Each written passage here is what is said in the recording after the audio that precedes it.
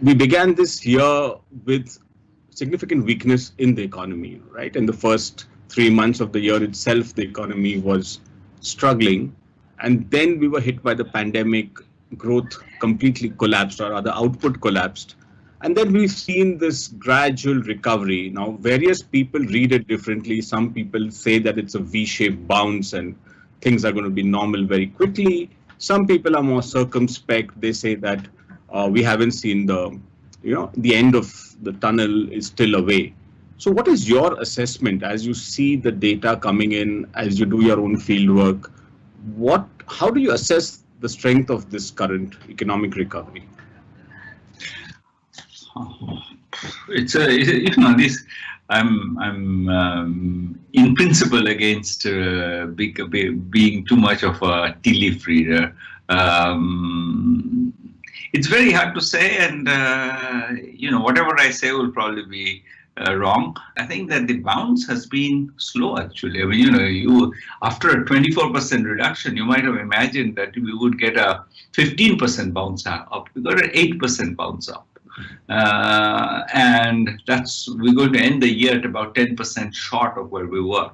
I think there are reasons why that's can be sticky, and one of them is just there's been a massive demand shock. A lot of people were cleaned out.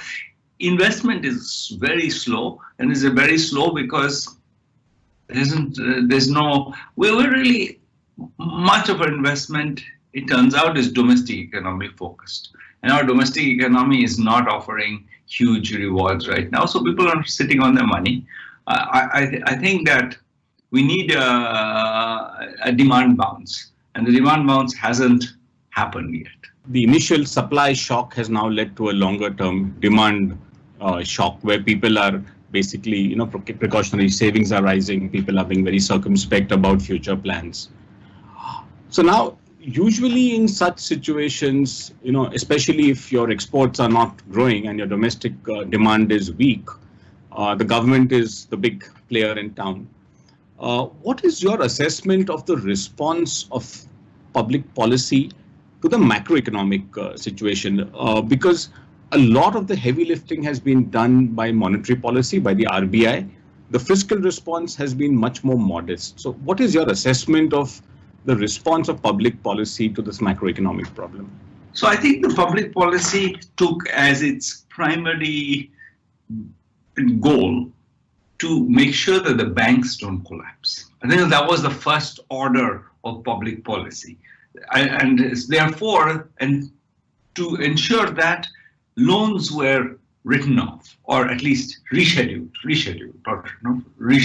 I think that was the big piece of public policy. And I think the reason why that was important is that it was clear that the banking sector was already on very shaky ground before the pandemic.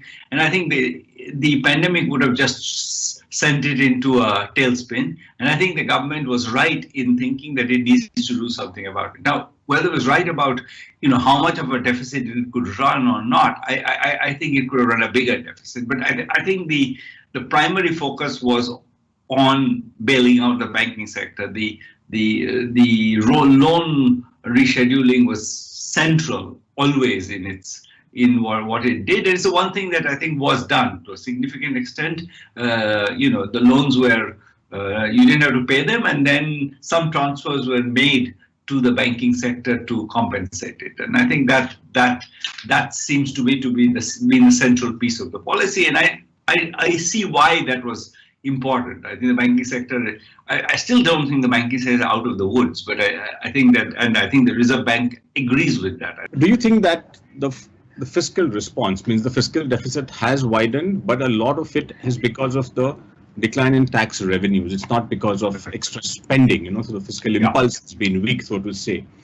I understand what you're saying, that the initial thing was to protect the banks, but at least now that you've identified a demand shock as a significant challenge, is there a stronger case for fiscal expansion led by spending?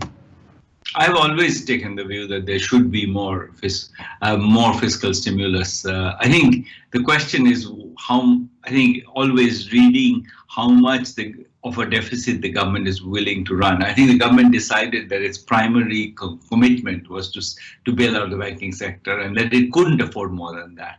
And now I would have thought that this was the time to do radical things like sell the banks to some foreign bank.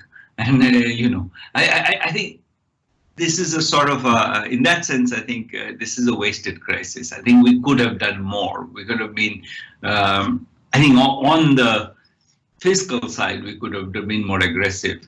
And by, I think, selling the banks, I really do think that we are sitting on our hands more than we should be in this moment, because I think if people's expectations are frozen at a very low level, I think we will be stuck there. I'm a bit worried about that.